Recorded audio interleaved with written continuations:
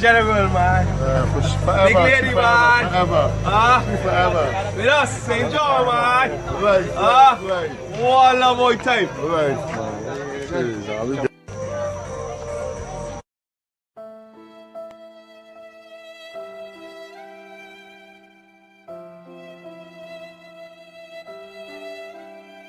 Is where restaurants allowed and cook shops and food stores allowed to be able to serve on Sundays and bank holidays. You, the media, asked me that same question, and the Attorney General that same question. On behalf of the Ricey government, we apologize to the Honorable Mia Montley and her government for the gathering yesterday at Deacon's Market. We are very sorry. We just want everybody to just keep your hands sanitized, stay social distance 6 feet apart, and remember to put down the guns because we are in recess and we will be staying inside. We Ricey government will be off the streets at 5 o'clock today. We will be inside, so we want everybody in Barbados stay safe and listen to the boss. She know what she's doing.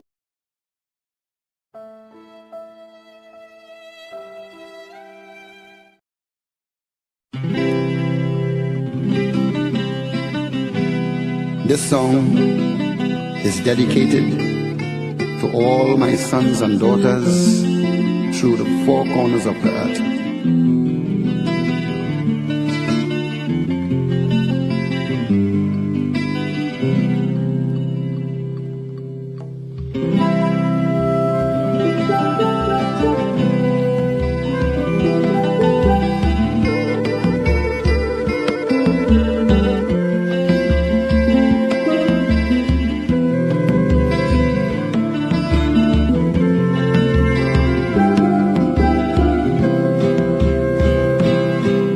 My sons and my daughters, to you I plead. Watch, don't get no horrors, but please take heed. I know you don't want no sermon, but my admonition is to guard you against all the evils of life that create strife and destroy life. Walk cautiously, children, be alert, because you have an enemy that's roaming the earth. I know you're young and restless, but you don't have to be careless. You see, sober thinking leads on to righteousness, to happiness, spiritual bliss. That's why I tell you this. Watch out, my children. Watch out, my children. It have a fella called Lucifer with a bag of white powder, and he don't want to powder your face, but to bring shame and disgrace to the human race. Now we sing it again. Watch out, my children. Watch out, my children. It have a fella called Lucifer with a bag of white powder, and he don't want to powder your face, but to bring shame and disgrace to the human race. I give you my counsel because I want to see all you young people live righteously.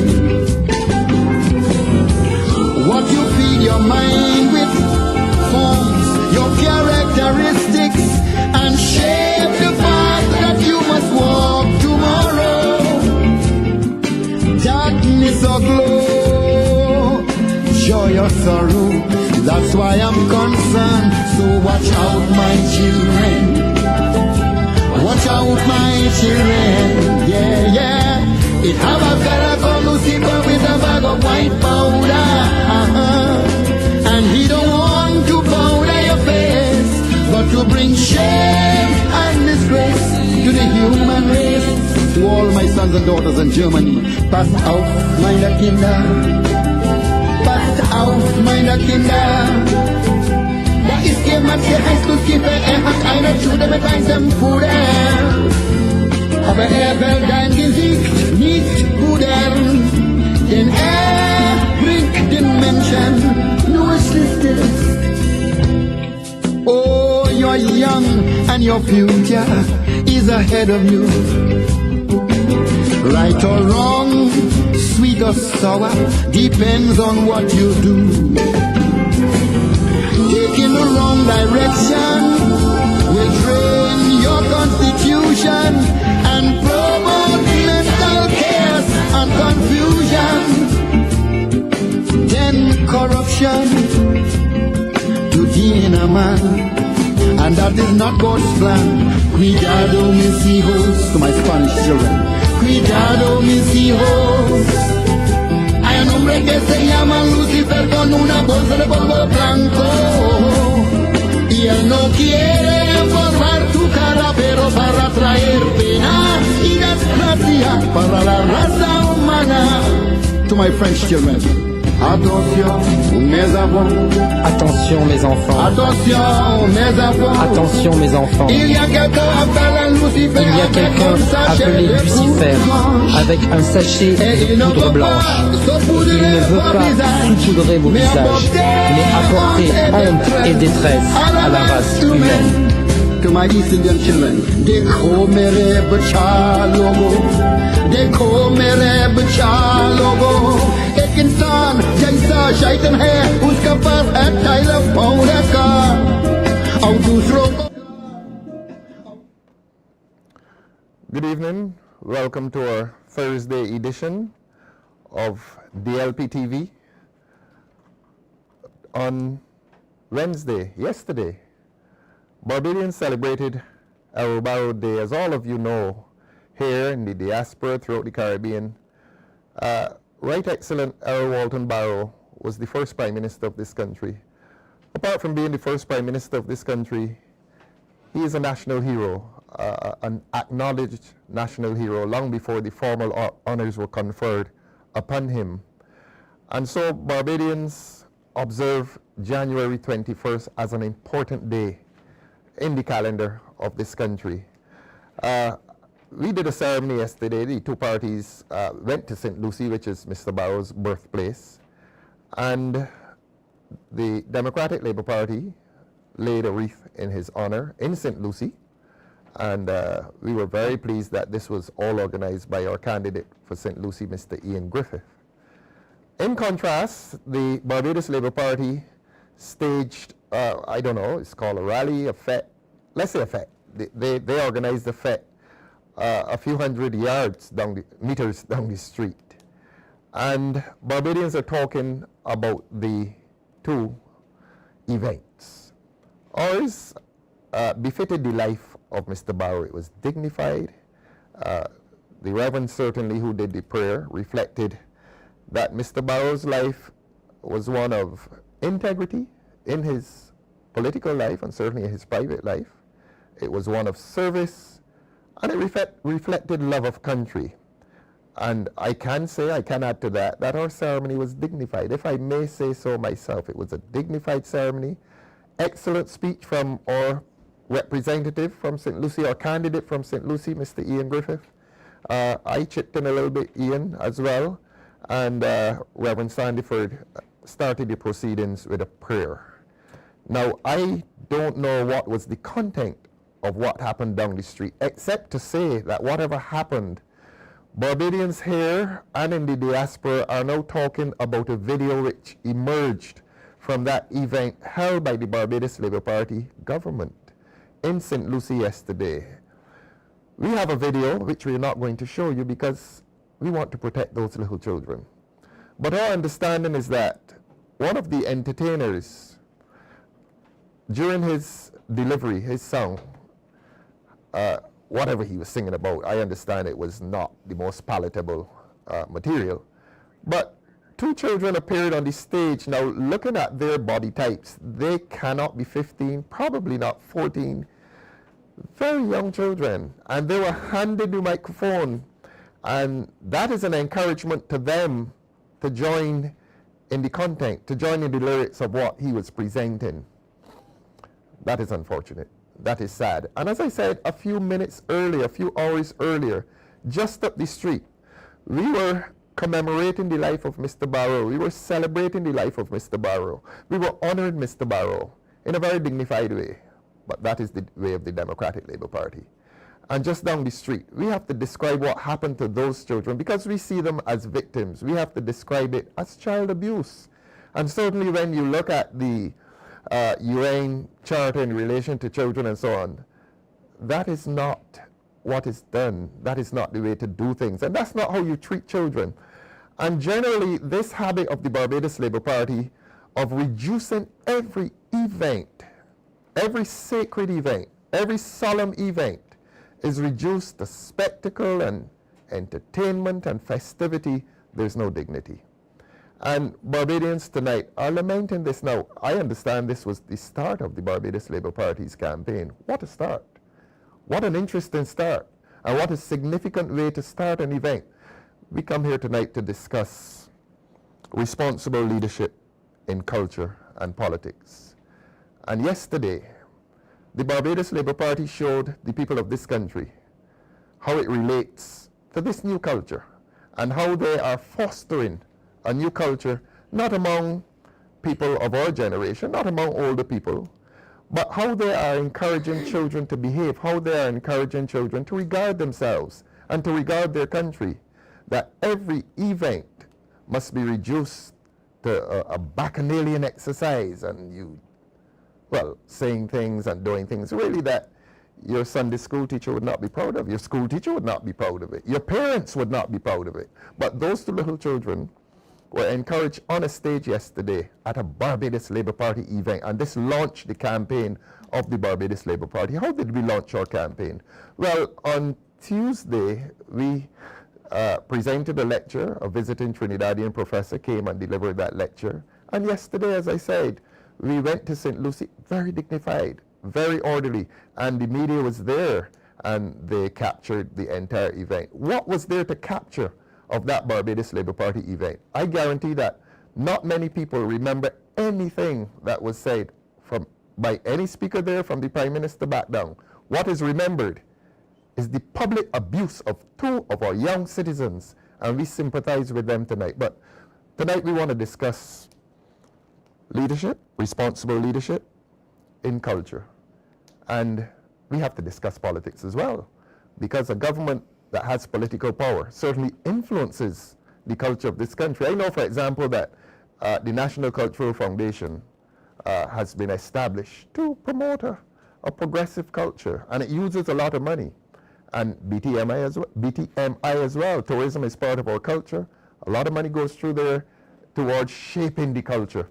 I don't want to make too long a speech. I've probably gone on too long anyhow, but we've asked a distinguished panel to come here tonight to discuss leadership in culture and politics, and to reflect on what happened yesterday, to reflect on how the Barbados Labour Party is treating the people of this country, to reflect on how the Barbados Labour Party is treating the children of this country, our precious children. Ian, you are our candidate in St. Lucie. I want to congratulate you for an excellent speech, the conviction with which you spoke. It was quite moving, and then you played the Marley song afterwards, and I saw you getting quite involved, and we had no idea that what happened down the street a few hours later would have happened. Ian Griffith is a child of St. Lucie, a former manager of Youth Milan. I so admired Youth Milan and your man, Norman Ford. Probably the 4th or 5th best footballer this country has produced. Don't argue with me on that. But you are president of that club, which shows that you have an organic connection with St. Lucie. You've been involved in the culture of St. Lucie long before you became involved in the politics. And tonight you are here to discuss politics and culture. Ian, I want to welcome you to the show. Well, thank you, Comrade Leader. Thank you to the other panel members and the producers of the DLP TV. And it's quite interesting that you start off by mentioning my connection with Youth Milan, because the days of Youth Milan wasn't just about football. And you really brought my attention back to those days when we transformed Youth Milan from just playing football to an actual community club. Lovely. One of the things in my presidency at Youth Milan that I always told you guys, you know, this is not just about playing football, this is about your life. Yes. And we did have many activities at Youth Milan. We had motivational speakers coming in to talk to the players. We even had things like diet programs for the players. But one important thing, based on the subjects that we have here to discuss tonight, we actually had a community fest, which showcased the players of Youth Milan along with some of the supporters of Youth Milan. And we had evening or night of activities where there was a fashion show, different artists were there from the north, I must say, artists from the north. And that was not about football. That was about community. That was bringing back the community alive. Yes. And I still have pictures of those days, and I remember, quite frankly, our sponsors back then, which was Sagicor, General Insurance back then. Mutual. They actually were very, very, very pleased. Yes. That this is where their sponsorship money had gone. It wasn't just about football. Right. It was about community. Lovely. And when we talk about culture and the responsibility we have as, I would say, community leaders, because as the president of an executive who is handling the affairs of young persons, that is our responsibility to bring, I would say, wholesome activities, uplifting activities to our community. Excellent. And Youth Milan did that quite well. Excellent. Yeah. Excellent. More than football. Yeah, more than football. More than football. More than medicine is our guest to your right. He is a father. He is a musician. He is a Sunday school teacher, I think. Part-time preacher as well. Part-time preacher. Part-time preacher, Dr. Elvis Wickham. Welcome as always to DLP TV. Thank you, Corner Leader. Good night, Barbados. I pay particular attention to your introductory remarks, and I also remind us Barbadians that just over a year ago, the leadership of the Barbados Labour Party held an event in the Botanical Gardens. Oh, yes. Where a young girl, 12, 13 maybe, was on stage taking instructions from an adult male entertainer on how to That's drive. right. This is not the first time. Not the they first have done time. This. Yes. This is not the first time that they have disrespected. You might as well throw in here how our youth were disrespected. Yes. Ministry of Education, Science, Computer Science survey that had nothing to do with computer science, but asked them all manner of questions that were quite invasive and invasive. Yes. Yes. And then Minister of Education and Prime Minister, who was a member of the IDB board, claimed they didn't know what was in the survey. So this is a worrying pattern of disrespect. It is almost as if they're trying to train our children for something quite different for what we would call traditional Barbadian values and norms. Thank you. Thank you. I want to apologize to the guest to your right for describing him as a social media sensation. He reflects his campaign on social media because his campaign is real. It's not anything made up. It's authentic. He just happens to do more social media than most persons. And Jason Phillips, your social media is not telling any lies. The relationship that you're establishing with the people in St. Peter, the very wholesome relationship, a charm that is unsurpassed by any of us, that personal charm. I saw a picture of you, a video of you speaking to a lady at the church service on Sunday, and it reflected compassion, the ability to listen. You look like a son talking to your mom. It was Mrs. Rose Corbin. You saw that video? I saw it. And Jason, I want to congratulate you for the way that you've touched the lives of the people in St. Peter. It's not about a social media sensation. It is about bringing to the public and to the world the lives of hardship, the life of hardship that the people in St. Peter are enduring, and that you have brought their problems to the fore, and you have given them voice. I know it has become a cliche, but you've given them voice, and we want to thank you. And the people of St. Peter owe you so much that they have suddenly had a voice over the last 6 months to 1 year of you becoming a candidate. They did not have that voice before. They had what they thought was a voice in Parliament, but that voice was silent. And so, Jason, thanks for all that you have done for St. Peter. You're going to do a lot more, and I want to welcome you to the show tonight. Good evening, comrade leader. Good evening, comrades all. Good evening. Good evening, St. Peter, and by extension, Barbados. And I wait on you for the rest of the evening. You're crying? Your words were so moving just now. I almost call you Uncle. Uncle. Well, let's go to Uncle Ensley then. I went to a well-known Barbadian establishment today. Can I call it name? I went to Price Mart today, and when I was leaving, somebody shouted towards me from a truck, SUV truck. And he told me, I am from St. Michael East, and I am supporting Ensley Grainger. I said, good man. Ensley Grainger is not only a good man, we met in the courts, as I said, when he was a police prosecutor.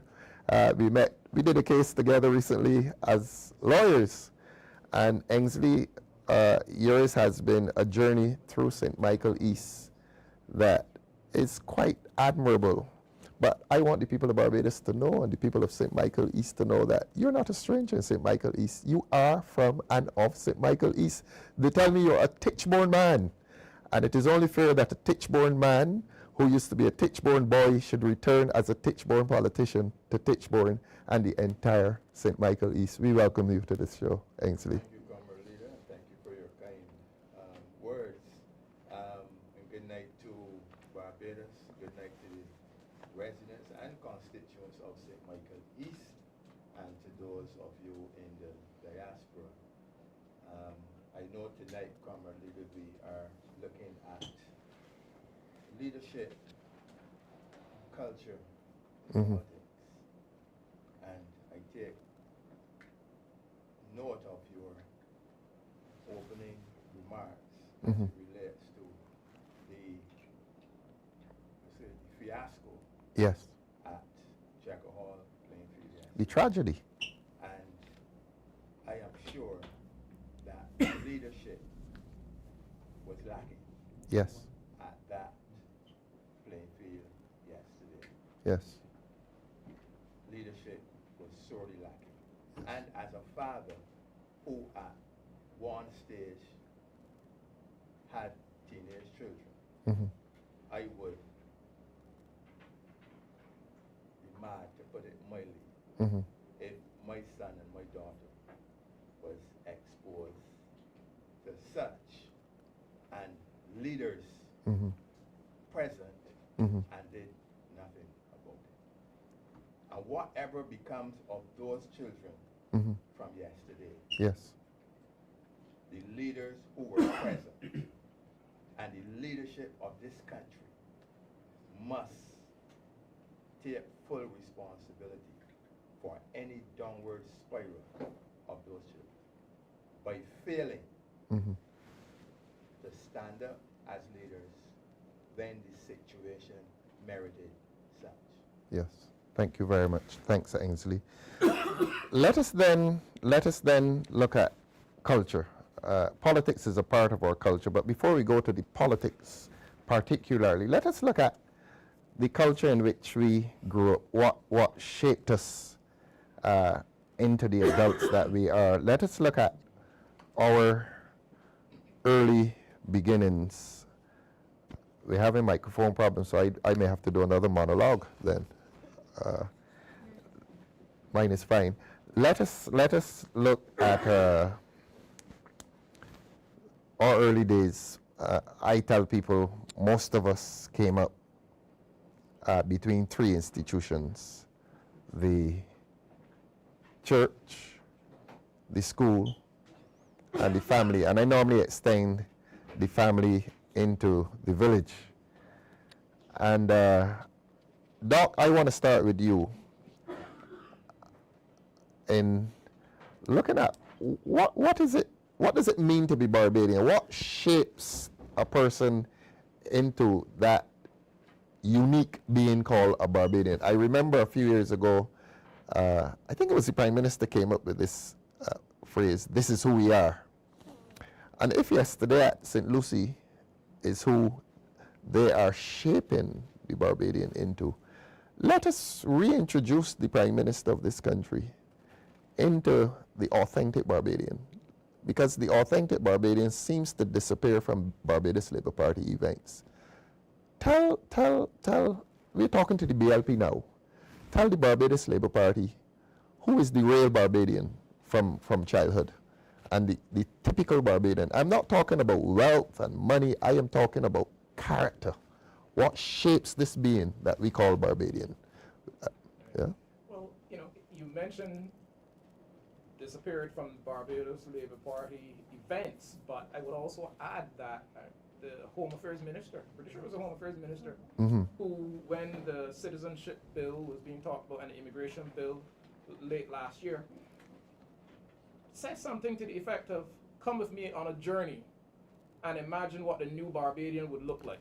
Oh, the phrase "New Barbadian" was. Ah, let us hear. Let us hear about that then.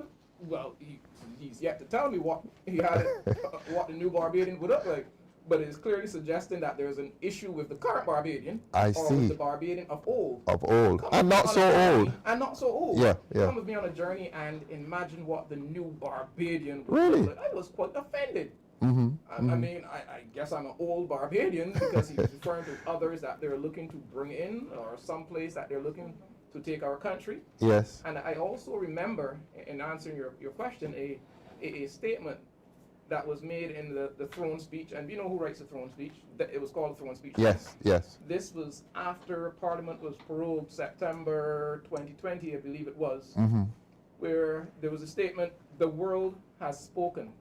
Yes. And if Barbados is to be counted among the progressive nations of the world, my government is prepared to, or my government is going to. And what caught my attention about that, and I talk about it often, the world has spoken. And if Barbados is to be counted among the progressive nations of the world. So there's the idea that the world is now deciding dictating what a Barbadian should look like. Yes. The world is now deciding what would happen in Barbados. Yes. And then juxtapose that against, next to, come with me on a journey and imagine what the new Barbadian would look like. Yes. The Barbadian that I know respects self. Is taught from very young to respect self. Yes.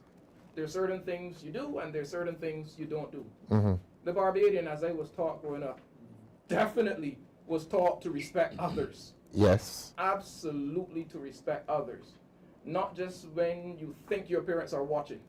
Because if you didn't, and your parents may not have been watching, they would hear, and there were no cell phone and GPS and all that stuff, but somehow word would get back to your parents that you stepped out of line. Yes. And something was awaiting you when you got home. I don't know how they did it, but somehow. So you were taught to respect others.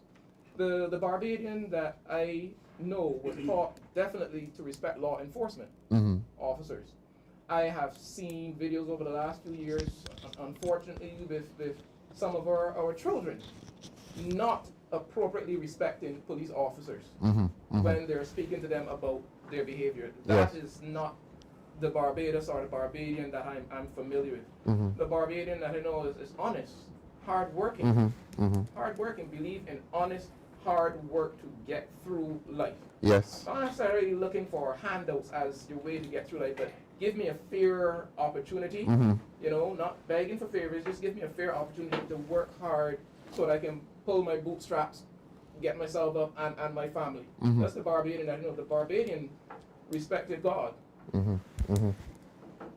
There are certain things you did and you didn't do because you understood that you were answerable. You know, so there are behaviors that have become very commonplace in our society in recent years that have moved us away from those values, and I think we are somewhat worse off as a result. Certainly the lack of respect for self and others. Yes. Because the callous, easy way with which one takes the life of another in our society today is not the Barbados, the Barbadian that I know of. You there are always conflicts. That is nothing new. Yes. There was always violence. There was always crime from the beginning of time until now.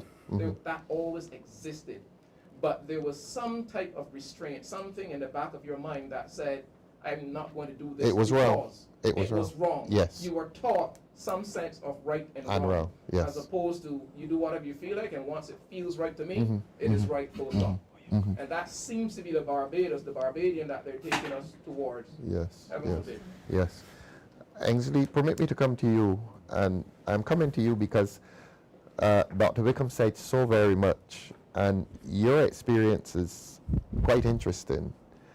You're a parent, you were a police officer, you were a prosecutor in the courts, you are a lawyer in the courts, and now you're a politician. That is very wide experience. I heard Dr. Wickham speak of self-respect, respect for others, honesty, being industrious, and being God-fearing, having respect for God. Your experience as a child, you were seeing all of this, were you? As a child growing up in Barbados, what Dr. Wickham identified as the Barbadian that was being shaped, that is your view as well, I take it? Yes. I think I would start by first saying I want to thank God for the parents that He blessed with. Excellent. Speaking as a Barbadian born to a St. Lucian mother and a Barbadian father. I know my mother is not watching this. 94 years of age. And 94. and still Oh, walking congrats on. to her. When is 95 coming along? Which month? But she was just 94 on the 13th of January. 13th, okay. Yes. Happy birthday to her. Right. So I think that in that Barbados, when I grew up, parenting was the forefront or the hallmark, so to speak, because the parents were in charge. Yes. Whether it was a single mother or whether it was a single father or both of them. Right. The Barbados growing up is one knowing where you have come from, where you came from, but carrying yourself with respect and dignity. Yes. And that respect is not only about self, but respect to others. You had to good morning to whoever you saw along the road. I remember as a child leaving home with your mother, and she is speaking to every person that she saw. Example. That's But good it's examples. After I became an adult, I said, you know what? She was letting all the neighbors know who her children are. Oh, I see. I see. I thought so, because whenever you step over the line, when she gets home, Yes. she knows where you went, what you did, or whatever. But not only that, what was significant is that the elders stepped up and disciplined any youngster who they felt was showing signs of indiscipline. As they say, the village was raising the child. The village was raising Yes, the yes. child. And I think that has gone way down. Yes. And church, Sunday school, non-negotiable. Oh yeah. You had to go. Non-negotiable. You were not asked if you want to go. You were told you are going. And if you did not go, what happened? Well, you had to go. There was no did not go. There was That's right. You had to go. You had to go. Right? And this now is not only in everything you hear, the children are being asked, do you want Do you want to? this? Yeah. Do you want Options. that? And I think we have dropped the ball, not yesterday, dropped the ball a while now. A while and ago. it is time that this country gets back to God. Yeah, And to standards. Jason, you're raring and ready to go. How you do that? I could tell, because I'm watching you. A few weeks, months ago, you came here and you told, I think, a very amusing story of your Sundays. I think you did, and Ensley is talking about church attendance. And how many churches you had to attend on Sundays? And you're none the worse for it. In fact, you're a better person for it, I think. Tell the audience about this church going that you had to do on Sundays. Well, first and foremost, I was born and bred in Spikestown. Spikestown, you're a Spikestown man. Yeah, I'm a Spikestown. So you're home. I'm a Spikestonian. A Spikestonian. Yeah. Mm-hmm. And I grew up in Gilstars, or what people would call the Army Hall Gap. This is Salvation Army? But behind the Salvation Army. My goodness. My grandfather's house was there. My grandfather was Anglican. Anglican. Uh-huh. But the Salvation Army was next to church. So early in the mornings, we would go to church. This is Sunday morning? At the parish church, St. Peter's Parish Church. Sunday morning? Sunday morning. Uh-huh. What time was this? Quite early back then, I don't remember. I don't want to call the wrong time. But 7 o'clock? I think it was the 7 o'clock service. Yes. I don't think that when you come home, you can relax. But with the Salvation Army. So much so that you come home from the Anglican church. Yes. And you're over to the Salvation Army. For the 11 o'clock service. 11 o'clock. And that goes down to about 2. And you're there hungry the crowd. I see it. But, talking about culture. Because, culture is about your traditions. Yes. Your beliefs. Yes. What is right, what is wrong. Yes. Food, music, and so on. Everything.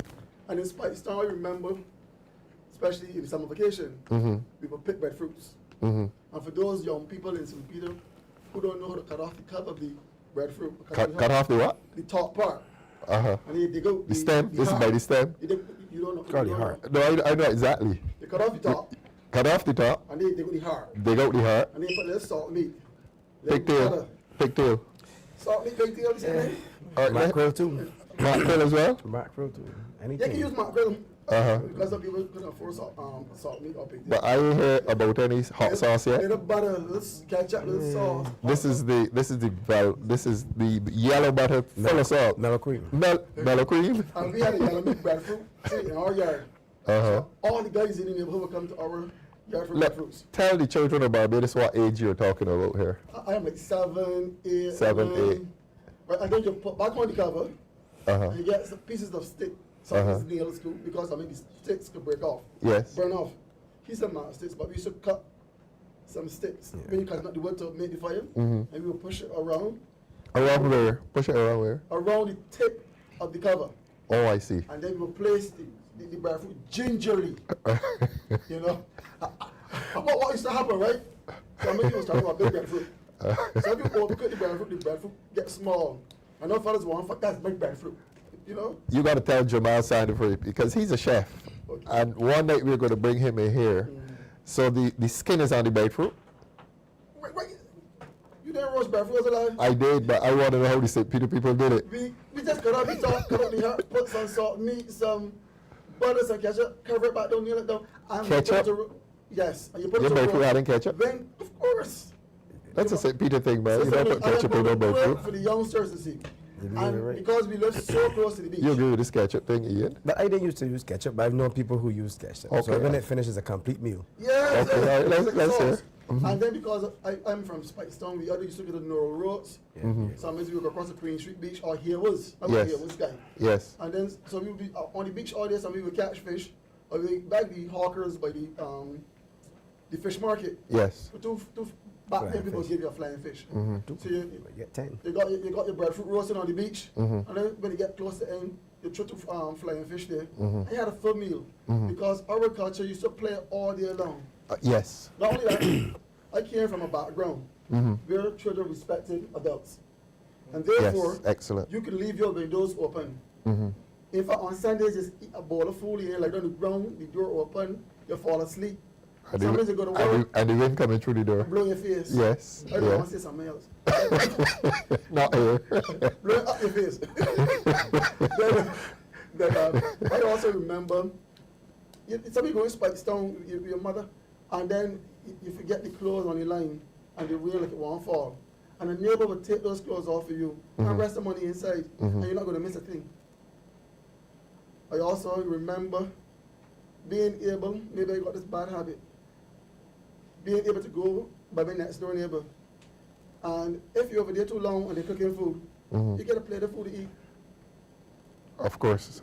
I feel you stop talking now. No, I don't want you to stop. You're very troublesome. No, I want you, you see, I'm listening to you so carefully. All of this is wholesome. The music too. This is the life of a child. Yes, but also you. And the normal life of a child growing up then. And you tell us about the music though. I can come to that afterwards. Okay, Also, okay. I went to school at the Spikestown Boys School, or what we call the University of Spikestown. And all of this is shaping your character. Yes. Right, that's the point. It made me who I am today. Yes. But I remember being in the boys' school yard, you know, somebody frolicking, somebody stay around. And when I say play football, I don't mean playing football. I mean kicking about a coconut shell. That was football for us. Right? And for some reason, somebody glass got broken out. It was not me. You were kicking a coconut shell? Yes, you know, playing football. But our window was broken, and this old man passed in. He said, "You see, you want to tell your grandfather?" Like I tell the headmaster, but there wasn't principal, it was the headmaster. Headmaster, of course. We didn't have principals. I was so scared. I know it wasn't me, but the fact that he threatened to tell the headmaster on me, I know he was going to get a flog, you know. In other words, I said it to say this, that the village, the whole community raised the child. Yes. So it wasn't like you can say, like, shut your mouth, you're old man. No, that couldn't happen. Right? And if he told my grandfather something untoward about me, then I might get a little flogging too. Because I came up in a house over here, my grandfather and his wife, my grandmother. You know, I came up in a grandparents' home. Oh, you were my grandparents. Yes, so, yes. My parents too, but your grandfather, he was the chief. You know, he was the main guy. And the music, as I said, I don't ever remember. Music in the house?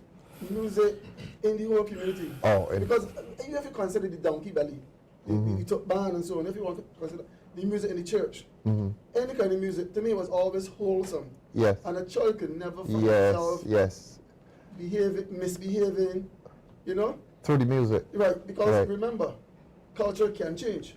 Yes. And if we allow children to do things, or if we do things in front of children, we can then begin to mold their view of what is right and what is wrong. And if we don't be careful, like what happened yesterday, then we begin to corrupt public morals. Yes. And we have to be very careful because then you get an all-time low. Right. And what is good now, what is bad now, is good tomorrow, because it gets worse and worse and worse. And when we're talking about leadership in politics and culture, our leaders, our political leaders especially, has a mandate. A responsibility. To set good morals. Yes. Because it will shape the Barbadian culture. Yes. And we all know that Barbadian culture was a peaceful, wholesome thing. You go to church, you come home, you have some macaroni pie and chicken and rice, and you play. But now we are seeing this transformation into something that is unfamiliar to me. Is it familiar to you? You mean yesterday? Yes. I saw it. That's all I will tell you. And it is quite new. As Dr. Wickham said, I think it was not last year before, the incident at Botanical Gardens with the girl on the thing, the year before. That is new. That is new to me. Before I saw the video, I did not know this kind of thing was happening in Barbados. I knew it was happening among adults. I mean, adults are entitled to these indulgences, but not children. You must spare children from this kind of thing. You, and I'm going to say it to Barbados, quite frankly. The Right Excellent Walton Barrow is a national hero. Yes. To me, that transcends politics. That's right. And as a political leader of a country, the whole country should be taken to that place of remembrance, respect, and so on. And rather, to ignore the reason for the day. Precisely. And to have a work-out solution, whatever you want to call it. Right? to me, it was very disrespectful to our national hero, Your Excellent Earl Walton Barrow. Yes, yes, And, yes. and we must blame the political leaders of this country for that rubbish. And then we saw what it descended into. We have a stage with children going on stage and being led astray. Being led astray, that's the important thing. That's Ian, let me go to Ian then. Ian, this happened in your constituency. How does it strike you? I know you were going to say some other things, but I want to ask you, this is your parish. I mean, you made I want to get a copy of your speech, by the way. Okay. And you made that speech, and then a few hours later, you're being introduced at the other end of the street to this kind of behavior. And we're not blaming the children. We're saying that the children were the victims. How do you feel as the candidate for St. Lucie and potential next Member of Parliament? How did it leave you feeling? Well, coming off of what Jason had just said, it's a national hero, Earl Walton Barrow, and he's a national hero of Barbados.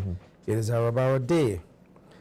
Would it have happened if it was Sir Grantley Adams Day?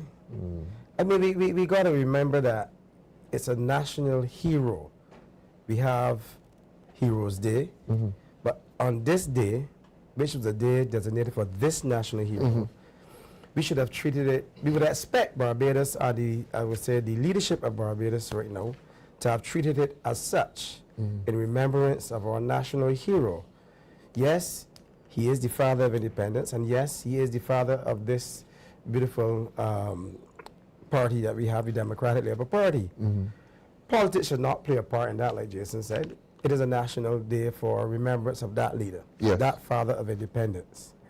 And to have such what is worse off is that you're holding it in a parish of St. Lucie, which have undergone a number of years, last 4 years or so of, I would call it suffering, in terms of the water issue that we have just had. Yes. In terms of the roads that are very deplorable. Maybe that's why they held it in Checker Hall and not have gone further into St. Lucie. Or they want to hide the problems. Which would be worse off in traveling there. Yes. But you had a number of tour buses, transporting persons from all over Barbados. Tour buses or transport buses? Tour buses. Tour buses. Oh, tour buses. Yeah, tour buses. I've seen about a good number of tour buses. Yes. Transporting persons into Checker Hall to have what we will call one big liming party. Yeah, call it that. big liming party. Big liming party, the BLP, big liming party. Big liming party. So I mean, these are things that you ask the question of you're not remembering in solidarity of what Earl Barrow stood for, the philosophy of Earl Walton Barrow, in terms of social justice, equality, and integrity. I mean, but also, what about the people of St. Lucie? What about the neighboring people in Checker Hall who have not had water off, on, and on, sometimes for hours? And then all other parts of St. Lucie going through the same problem, the roads in St. Lucie. For you to come and have a party, it is a total disrespect for the people of St. Lucie. And I believe that though, yes, persons enjoy entertainment, and you can't, we are all human, we all enjoy entertainment. But like I said at our memorial, and the great Bob Marley, like I said, we have to open our eyes. As the sound said, we have to emancipate ourselves from the mental slavery. Yes. Because having such activities, it plays on our minds, it plays on the youth's minds. And this is something that we have to understand that is dangerous for a young society, for those persons in society who are young and needs training. So when we have as a leadership of a party, leadership of churches, it is our responsibility to ensure that they are guided. Now, I would also add, yes, it is known that societies change. And I believe, as in culture, cultural changes. We've gone through changes in culture. I believe, Comrade Leader, you would have been very active in the 70s. I was a little boy in the 70s. Then we move into the 80s. So I say cultures change. We have different activities that define our culture. Now, when we are in year 2026, the cell phone and the internet is a part of our culture. And some of these youngsters are exposed to these things at a very early age. We have households, mothers and fathers who are out there very busy trying to get a job, or sometimes working 2 or 3 jobs. And sometimes they don't have time to really interact with their children as they should. It is not something the best thing. But one of the first things that you do with a child at 4 or 5 years old is to give it a tablet. So they have an exposure that it is not unlike our day. Right. In our day, our exposure came from going out there, like Jason said, you go to the sea, you spend a whole week at the sea, a whole day, sorry, at the sea. So especially vacation time, you know, you play cricket at the beach. You play football at the beach. You eat at the beach. You roast breadfruit. So, but those times have changed because now we have children entertaining themselves on the internet. Now the computer is becoming the computer has correct. Yes. But this is where those institutions, such as the government institutions, the churches, have a responsibility to lend guidance and control, manage. Yes. I should say. Let's take for the music, for example. We grew up, okay, I'm a Bob Marley fan. I love 70s music, 80s music. You know, to me, it's the best. 70s music has been the best time when music was really music, you know. And then, you know, you have what we call dancehall. Dancehall came in. But some of you saying dancehall music is uplifting music. We have Buju Banton. Buju Banton's music has been thing. But then you got a song like Untold Stories. You know, you got artists like Chronics. Yes. You know, these are artists that, even though some people look at it as dancehall, they do have uplifting music. Again, this is about how we manage. So you come to a function like that and you have your brain, a family picnic. Let's look at the word family. Yes. Family is supposed to be wholesome. Family is supposed to be groups of people come together to give support to each other, to revel. But the promoter wasn't a promoter of a dancehall effect. It was the Barbados Labour Party. A calypso effect. It was the Barbados It was the Barbados Labour Party. So they have a moral responsibility, a social responsibility to ensure that they bring wholesome, uplifting activities on a day when those young people would have been able to recognize the contribution of the father of independence, Errol Walton Barrow, and they failed to do that.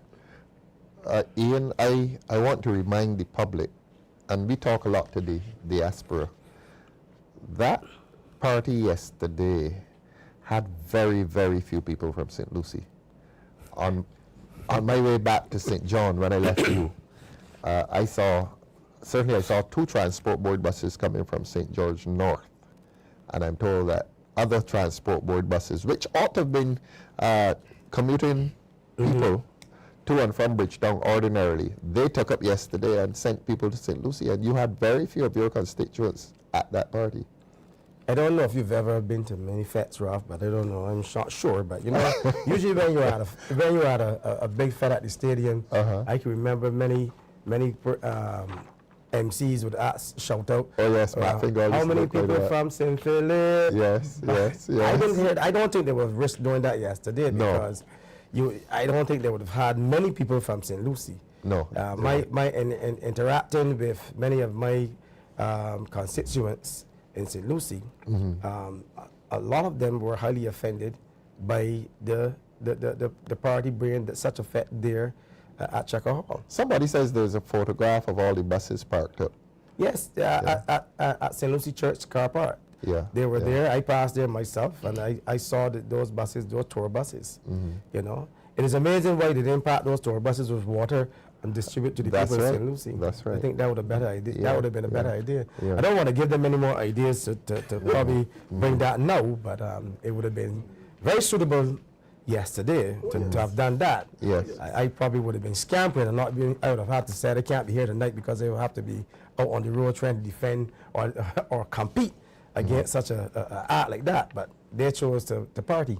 We don't want to sound sanctimonious or anything as if we're morally superior, but your event yesterday began with the parish priests. Yes, I think. Did they begin with any prayer or anything down the road? I don't know because I wasn't there. The doc is laughing at that question. I think we, in light of how we began all week, the Democratic Labour Party began all week in church. In church. At St. That's John's right. Parish Church. You know, and one of the big questions that was asked, and I did mention yesterday, that was the theme of my speech yesterday, is why we are here. When you look and see that activity at Checker Hall, the question is, why were they at Checker Hall? Why were they there?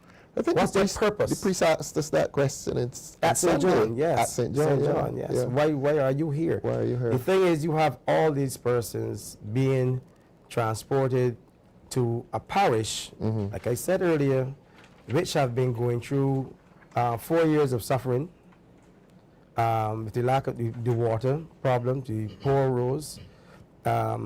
So when you are inconsiderate to that, and you are asking persons to be patient, you are asking persons to hold on, the matter is going to be fixed shortly. You know, we now understand the roads are now going to be paved in Crab Hill. Which is not the first time Between now and election? Which is not the first time that the roads, especially going to Crab Hill, has been paved just prior to the election. You know, I mean, they did it last time. They did it last time. They did it the time before. Yes. But you got to ask yourself: are you considerate?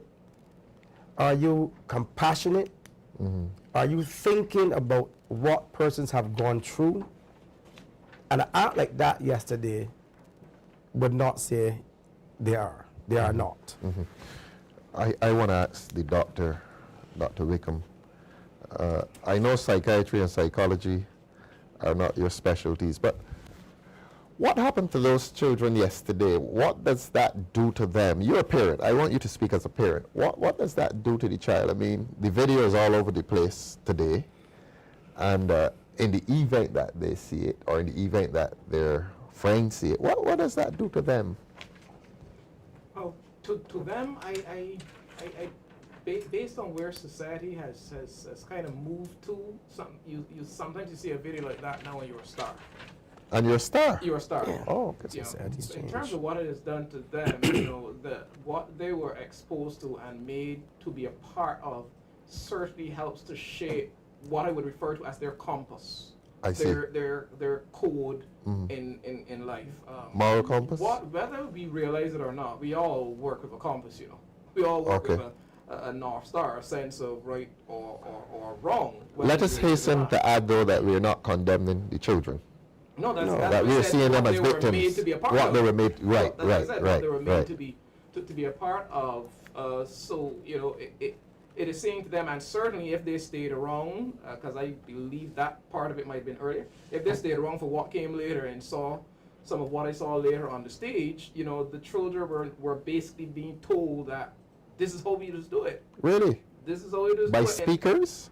no, but the big fetting and partying and dancing and walking up on the stage afterwards at this family event. Because remember, this was a family event. It was family event. And politicians were out there, or they had dancers? Yes, they were? Politicians were, at least one politician was up there. But, you know, with a lot of children in the audience, they were basically being told, this is how you do it. Which is why when that same politician behaved somewhat sanctimonious when that video came out sometime back with class 4 children behaving a certain way in the classroom, and less than 48 hours, definitely less than 48 hours later, that politician was on a stage doing worse than what the children were doing. And that politician called for prayer, 5 minutes of prayer. Called for prayer. And I think the same evening, let's continue saying that politician. Yeah, that politician. And that politician was doing the same thing. Yes. Yeah. And that politician was also doing the same thing yesterday, in full view of the children that no doubt would have been there still because their parents are there, their children are there. So we're basically programming their minds. Yes. This is how you do it. What are we telling them then about politicians of power who are promoting this kind of, obviously promoting this kind of behavior? what are we saying to children about our roles as politicians? How are they going to see us as politicians? Particularly that young, you're Yes. telling them that, you know, this is how a politician is supposed to do it. Yes. Yes. So that if you have a politician or you have a party that comes with a different message or a different approach, for whatever reason they choose a different approach, Yes. I don't want to be a part of that, because you're programming their behavior from very young. You're programming Right. their minds, Right. their consciousness from very young to see that this is the norm. Yes. It is why, for example, with my children, I was very deliberate what I exposed them to. Right, right. Our parenting of them was not by accident. It was very deliberate, the things that I exposed them to from even before birth and in those early years coming up, because I understood that more or less I am helping to form and shape their code, the code by which, when they're beyond my control, when they're beyond my eyes, as they will be even when they're at school, that they would remember the things they're taught. So I was giving them that sense of right or wrong. We would have been saying to those children yesterday, and all those watching and being a part of these events over the years, and Ian, you mentioned, you know, respect for Barrow and what he did for our country on the day, but let's not forget, they do the same thing on April 28th, which is National Heroes Day, the East birthday Coast. of Grantley Adams, another correct. national hero. They do the same thing. They do the same thing, This is, you know, this is how they operate, and they're saying to our young people, this is how you do it.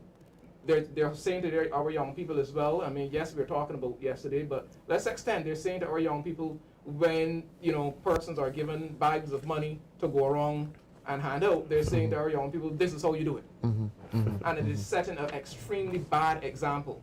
And it makes no sense being sanctimonious when you see a video of class 4 children doing certain things in class, for you to go and do, for that politician to go and do the same thing afterwards. And so on, you know, do as they say, but not as they do. Come on, we all know that doesn't work anymore. Right. Even if it used to work 40 years ago, that does not work today.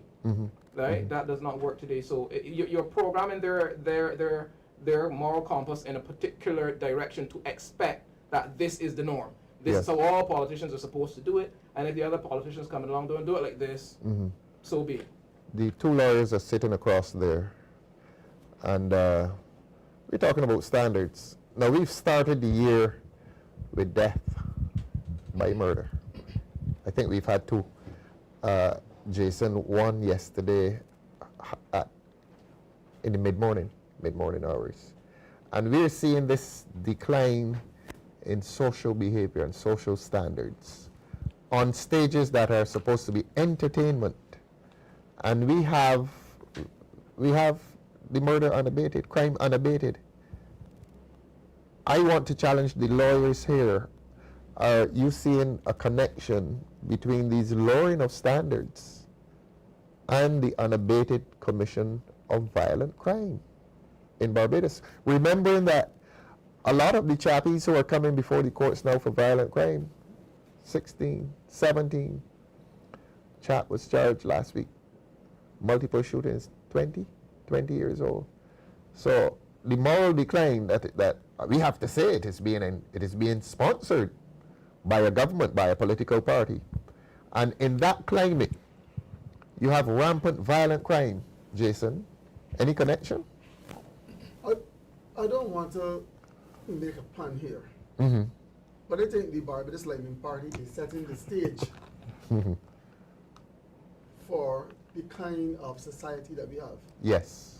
Yeah. And yeah, it is a good pun, setting the stage. Yeah, they set the stage. Setting the stage. A literal stage was down there in Ian's constituency. Big one. And when you were talking with my comrade, Ian, you asked him how those children would feel. Yes. And I think that on reflection, there's going to be regret. Let us reiterate, we are saying that they were abused. Yeah, they were abused. Right.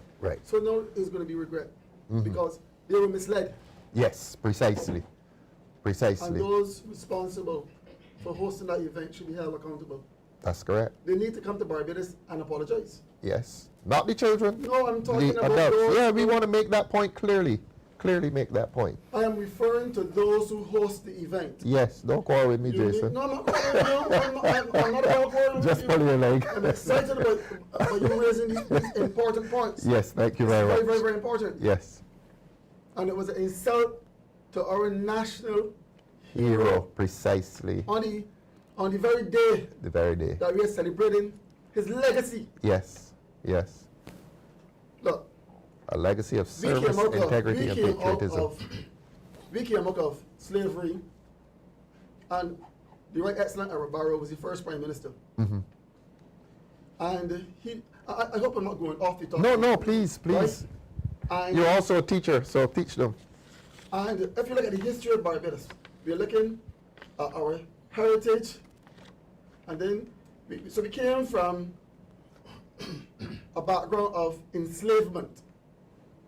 And right out of slavery, we went into an era where we wanted independence, because before, the British owned us. And everything that was done in Barbados was for their benefit. Mm-hmm. Barrow, the Right Excellent Edward Wharton Barrow, took a collection of villages and turned it into a country. Into a nation. Into a nation. Yes, yes. And what did he do with the resources? He said, listen, we have people here that we need to educate. Well because said. all of the doctors, the lawyers, and so on, yes, they were Caucasian from England. Mm-hmm, mm-hmm. A few were Indians and so on. Yes. And he looked at his own people and he said, look, to make these people a proud people, mm-hmm. we must educate them. Mm-hmm. So the first thing he did with those taxes, he didn't hold parties. You're right back there. He didn't hold parties. Ian's lyrics, emancipate yourself. From mental slavery. None but ourselves. So the first Prime Minister of Barbados decided that he's going to train the minds of the people of Barbados. Mm-hmm. Right. And he started off with, for a standard, what we call primary school. Yes. And back then, we didn't have sufficient primary schools. So if you weren't bright enough, or if you didn't have enough money to pay for your education, you had to go back to your old primary school. I remember at Spikestone Boys School, seeing the fellas, we used to wear short, kinky pants. Mm-hmm. And after class 4, if you didn't get a secondary school, maybe Mm-hmm. Harrison College or Queen's College, well, my school was a boys' school. Mm-hmm. You had to go back to the same primary school in class 5. Mm-hmm. You had class 5, class 6, and class 7. Mm-hmm. Mm-hmm. And you wear long grey pants. But what was so important about his leadership, Mm-hmm. not only did he say that he wanted educated people, Mm-hmm. but he realized if the people are going to become educated and they came from a very poor background, Mm-hmm. you have to feed them.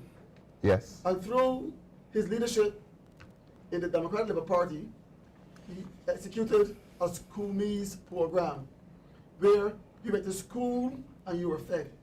So you Yes. could concentrate on your work. Yes, yes, yes. And after realizing that now we have a school system that works for the masses, Mm-hmm. he said, look, we're going to use these taxes in the best way possible. Mm-hmm.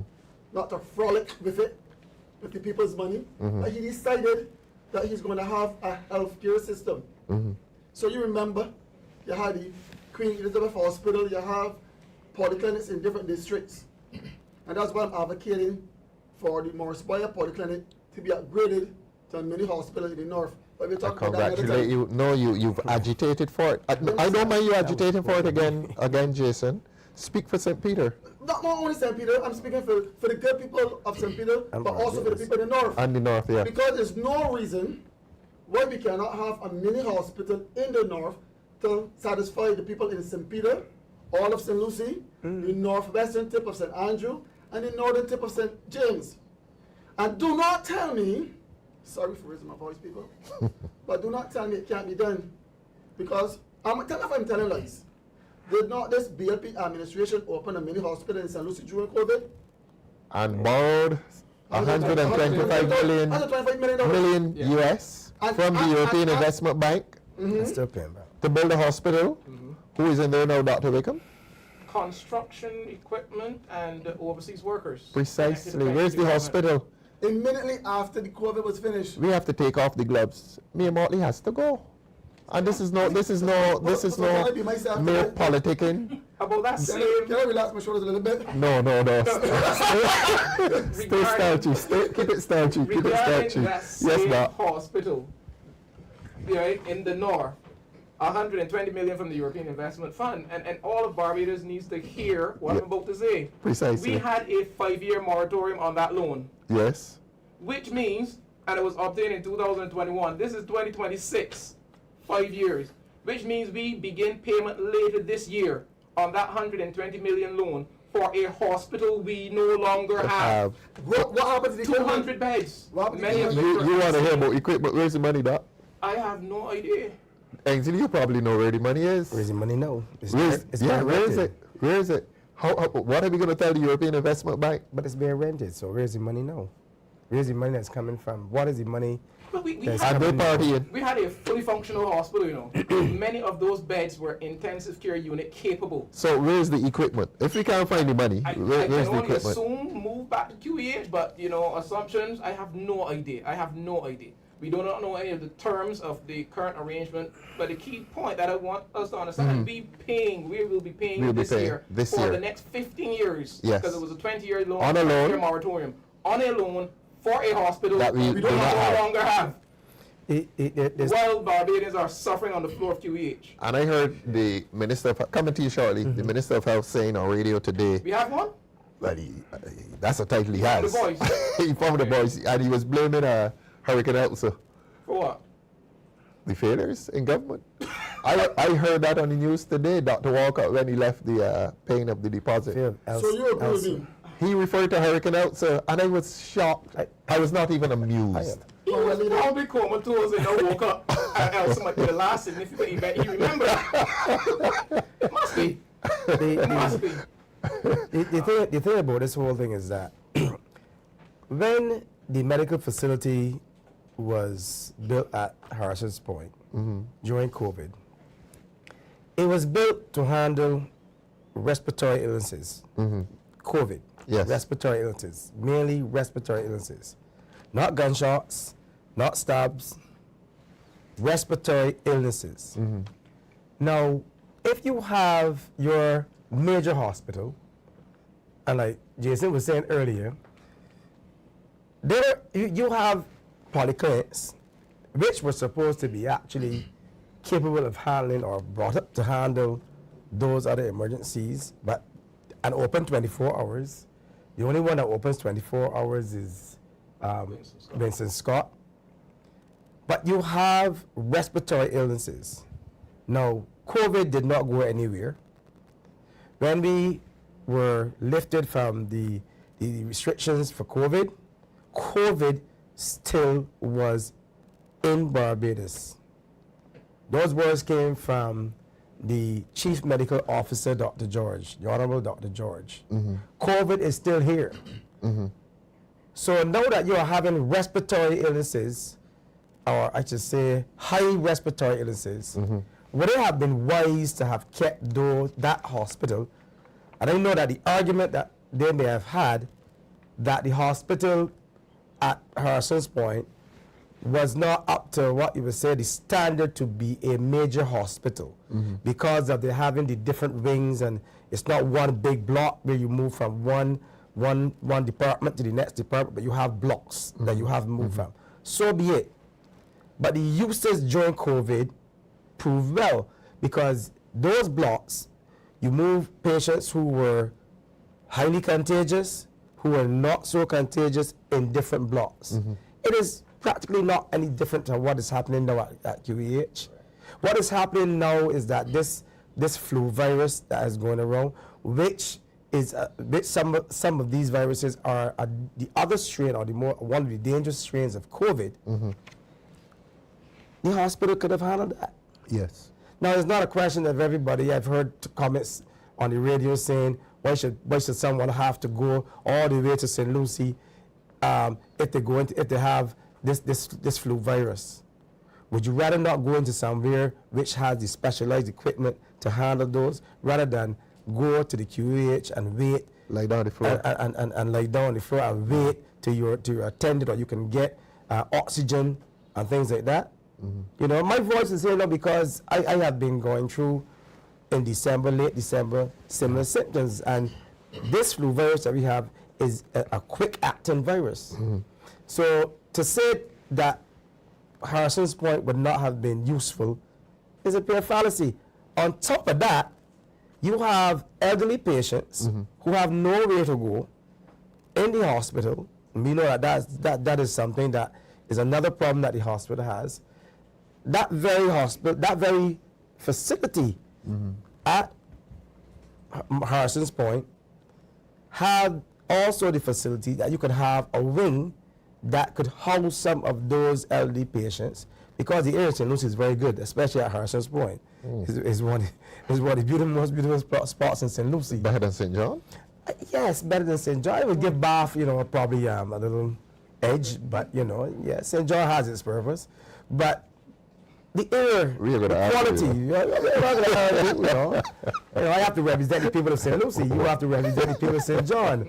And I'm glad you're doing that. But those are things that could have been done. And this is when you have foresight. This is when you have vision. We talk about this government having vision.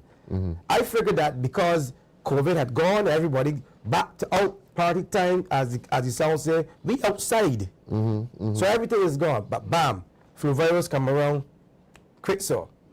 Back like to that. square one. Back to square one again. Yeah. Just quickly, That wanted to say something, yeah. COVID had gone and the pandemic was Well, officially not gone. declared over. Over, yeah. Because But, COVID yeah. certainly didn't go anywhere. Correct. It did. But at the time when that happened, even back then, we all knew that QEH was in problems. QEH didn't get into problems in 2026. QEH has been a mess for years. Exactly. It's been a mess for years. Just so got worse under these It just people. got worse under this administration, significantly worse. Significantly Because we worse. have absentee ministers of health. We've had absentee We ministers have how of many? health. 3? We've had 4. No, right now we Right have now? 3 ministers of health. Well, yes, because the boss is the minister of health. Well, she Since was the other two- striding going down the corridor. Well, she knew she was planning to call the election 2 days later. Yeah, So she going to suddenly wanted to pretend that QEH mattered. So what happened to Ishmael and Walcott? I don't know. They were at the meeting? I have no idea. She went to meet with doctors. But I'm sure you could, for that 41,600 gross a month that they get combined, you could pay 1, 2, 3. You could get about 3 doctors and a couple nurses to work. Imagine that. Do work. And to actually treat the do people work. of Barbados. Yes. Because they're serving on purpose, so Yeah. they can be gotten rid of. The prime minister is running the hospital by proxy, so you don't need them.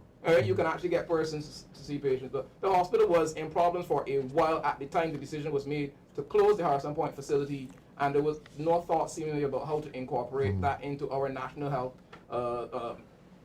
facilities, given that we spent so much money on it and we have to be paying. You want to see? Yes, Jason. Just Coming to you shortly, Ensley. I just wanted to finish my thought, right? Because we all accept that the QEH is standing on one leg. And Half of a leg. and we accept that the government during the COVID time opened up many hospitals in St. Lucie. So I'm saying there's absolutely no reason why we cannot have a mini hospital in St. Peter by upgrading the Morris Bayer into a mini hospital, having about 3 or 4 wards, an ambulance bay with 2 or 3 ambulances to serve the people in the north. Now that would take the pressure off of the QEH. Imagine if you get up at 2 a.m. and you can't breathe. Are you going to wait 45 minutes the ambulance come down the road and then go back up the road with you? You're going to die. Yes, happen. If one is available. If one is available. In fact, I was in Black Bess recently, and this guy told me he is so upset with this administration. He said that he suffers from diabetes, and one day he was sick, and the ambulance was called. And halfway to his home, the ambulance was rediverted to somewhere else. Probably someone was worse off than he. Yes. And he did not get to the hospital, did not get an ambulance. He could have died. And that's why I think we should have a medical facility in the north, but preferably Spikestown, because there's a metropolitan place. What do you think about this, Ian? Spikestown or St. Lucie? It's been called for a very long time. I mean, St. Lucie, Spikestown. It is the north, and Spikestown. You have not just St. Lucie, but you have St. Andrew, and you have St. James. St. James, yeah. There is a need for a medical facility in the north. Barbados may be a small island, but there's evidence recently that when it comes to medical health care, that there is, I don't know if it's a shortage of the service of proper medical health care. Because, for instance, recently you had the Chinese ship that came in where we had lines. Yeah, what did that Chinese visit? Lines of people, 1 week. Do? 1 week, pretty much everything, including surgeries, in 1 week. Then the Bel Air Institute, dental services, 1 week, lines of person going to get dental care. That tells us something. Yes. That tells us when it comes to healthcare as a country, there are not many persons who are fortunate to have private healthcare. There are not many persons. I would say this is one of my things when it comes to medical insurance. When I was younger and anyone told me about insurance, I would say, man, insurance, well, I take my money, and then I'm talking about my early 20s, I take my money, I work, I want to get money, I don't get a job, I want to take money, I can spend it. When I went to New York and I studied in New York, I understood the purpose and importance of medical insurance. On my return back in 1990, I took all those insurances. And I would advise any young person to have medical insurance. But the reality is not many persons in Barbados can afford medical insurance. So we have a social responsibility to provide medical care. So when that Chinese ship came here with what we call free medical, no wonder so many Barbadians for all Ian? 1 week. 1 week. And in 1 week you have so many people from all across Barbados going to that ship for medical care. So what does that tell us? And this took me, and it takes me back to the argument I was making about the vision of our national hero, like the father of independence. After education, Barbados said, we have to take care of the health of this country. Yes. And that's why he put polyclinics in various areas in Barbados. Yeah. In fact, I would like to advocate that under DLP administration, we will have to consider looking at opening polyclinics 24 hours, maybe to ease the burden off the QAH. At least, if not all of them, strategic polyclinics around this country. We're going to be saying something about that in our manifesto. We should, because it is obvious that the Barbados Labour Party-led government has dropped the ball. They're more concerned with partying and frolicking and looking after the affairs of these people, of our people. And this government has presided over the largest amount of money ever borrowed. I call it squander media. Squander media. When you have such a mandate, you cannot afford to frolic or fool around with the people's money. Big layman party. The big layman party or the party. But it's not meant to be a joke. Let me say something, Jason. Listening to y'all, I'm hearing the word optics in relation to the BLP. Have you all noticed how they're campaigning? The Prime Minister is striding going down the corridors of QEH. Lashley is nominated and he's striding going down some road somewhere in town. The little girl, sorry, I shouldn't call her little girl, the little lady, she's striding going down some road as well. Everybody's striding going, and nobody's stopping to engage. And listen. So the image is this of the emperor, the empress striding going down Barbadians some are street. taking note, though. Barbadians are taking note. And the Democratic Labour Party is listening. We are observing, we are listening, we understand your hurt. And another thing too that offends us, you could spend all of that money on a party in St. Lucie. Cost of living in Barbados is what? What are you doing? What are you really doing for the people? It is not for a government to frolic with the people's money, to travel all over the place, but to find solutions to make things better for the masses. Isn't that true? Yes, right. Of course. Doc, you want to say something? They can't campaign on record of addressing the issues that matter to people. Because as Jason pointed out, as I've said here before, cost of living is killing people. Crime is taking out our young men. And let's not forget the government's role. This government is very complicit in the crime situation being where it is. They can't campaign on any record of success in that. They can't campaign on success in managing healthcare, the healthcare crisis. So where's the success? Any success at all, apart from arranging effects? And arranging effects, That literally is about it. And striding down the middle of the road. They cannot campaign on the issues that matter to Barbadians. So you have to try to distract them with food and facts. It's corned beef and biscuits 2026. right? Because they cannot campaign on the issues that matter to people.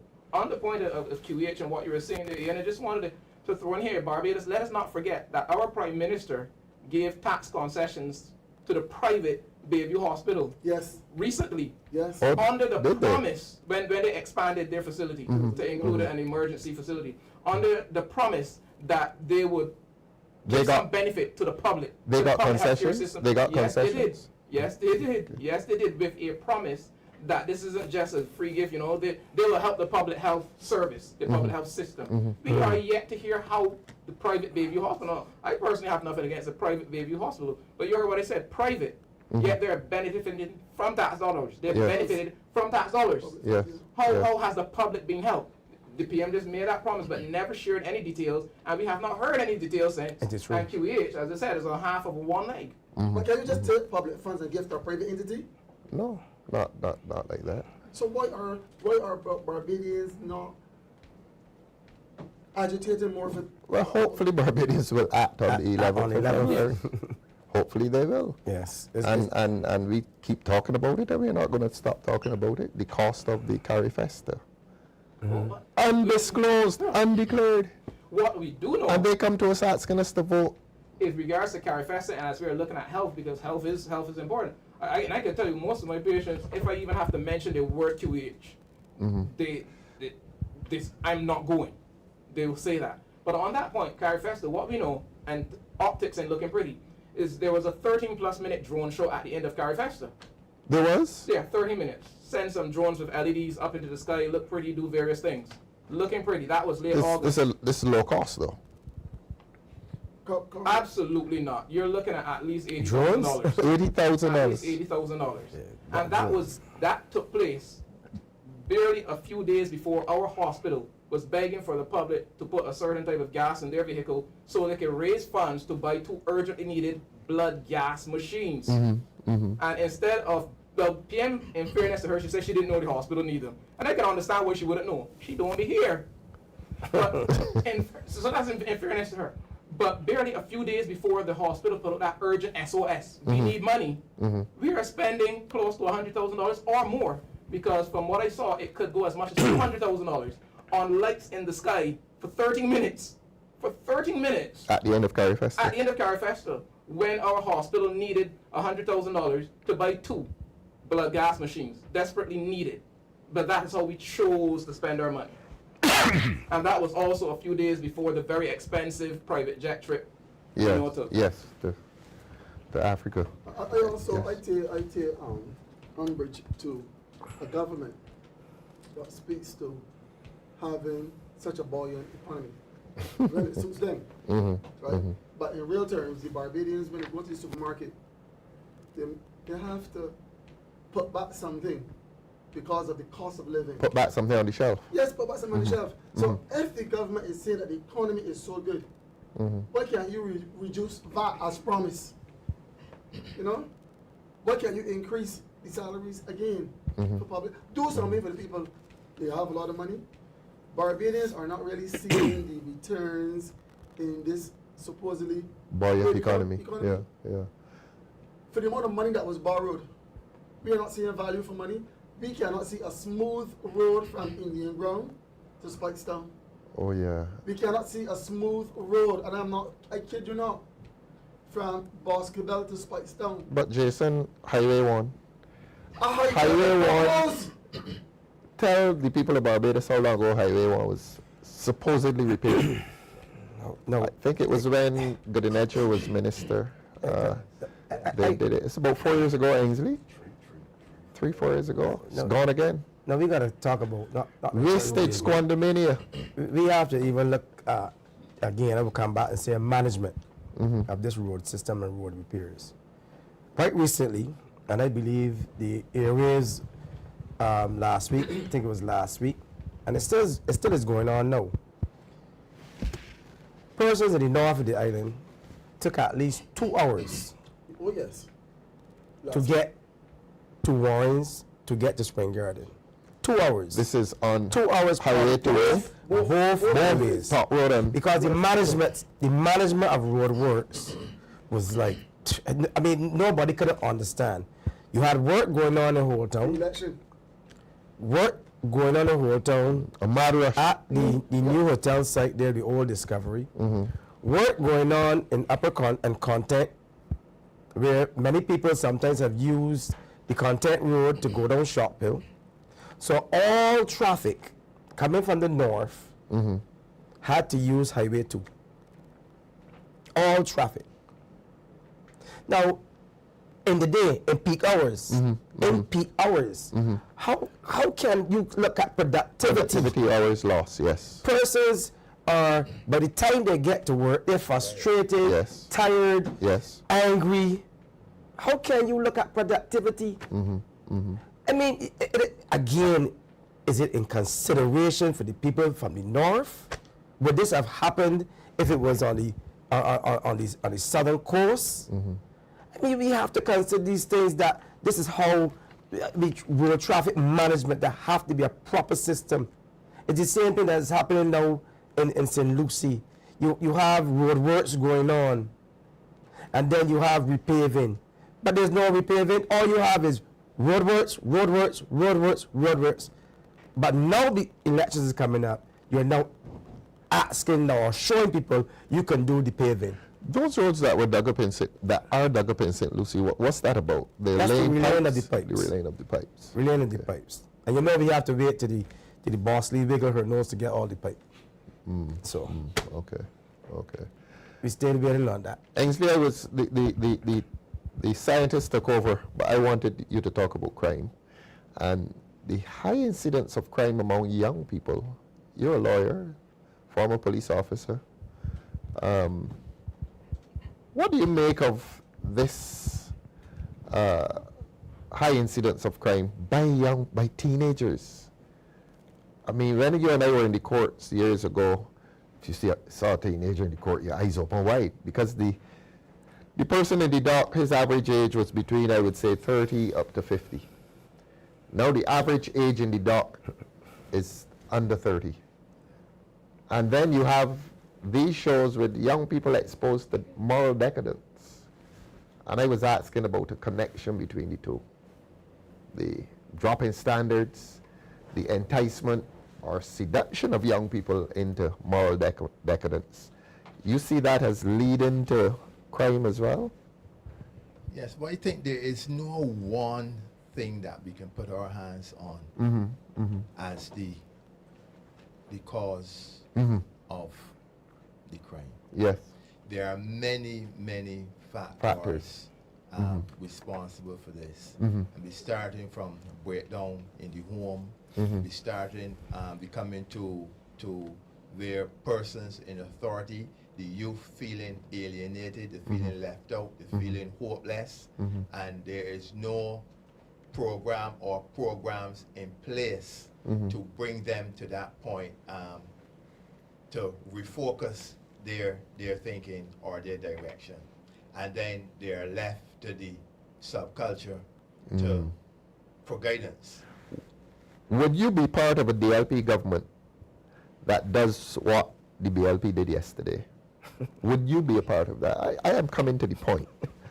Would you, Ensley Grainger, just sit with your colleagues and see somebody called the Minister of Culture encouraging this? What would you say? I would be part of a DLP government not supporting what was that display yesterday. But supposing we won and we had a Minister of Culture and he or she says, no, I want to do what the BLP used to do. What is your position? That wouldn't happen. Would not happen. Would it wouldn't be Minister of Culture anymore. It would not. I hope so. And I want people to look and compare what they are seeing from the two parties. Precisely. You have an election called on a Saturday. The Democratic Labour Party, with its candidates, presents itself in worship. Next morning. The Sunday morning. Next morning. The Barbados Labour Party launches with the threat of child abuse. Standard. Child abuse. But what I am not hearing, or what we have not yet heard, are the voices of the child advocates. We need to hear them. If I they am have the calling courage. on those persons to speak up on what you saw Yes. yesterday at Checker Hall. Mm-hmm. The silence is deafening. It's definite. Yeah. Yeah. Not for the first time on the Well, Barbados Labour Party platform. Yes, it's that we consistent. saw children being abused. Mm-hmm. So it is for the public of Barbados, come the 11th of February, Mm-hmm. to decide if you want a moral government Mm-hmm. or if you want to stick with what you got yesterday. Mm-hmm. Yeah. One who is going to look out for your interests, one who is going to bring you on board with our decisions, Mm-hmm. one who will be accountable to you, one who will present the highest standard of government, or do you want to go back? I'm saying to you, Barbados, you cannot go back. Mm-hmm. This Barbados Labour Party government is not a third-term government. It is not a government working in the interests of the people of Barbados. And that is why it is important for Barbados and Barbadians to go out and vote. Your vote is the Barbados needs your vote. If you love your country, Mm-hmm. then you ought to go out and vote Yes. in protest Mm-hmm. of what you have received in the last 8 years. And failure to vote, you are complicit Correct. to The what actions. ever happens to this country. It is like, Carmelita, you know, in the legal terms, if two persons are planning to commit a crime, Mm-hmm. and if one fella got cold feet and said, well, I changed in my mind, Mm-hmm.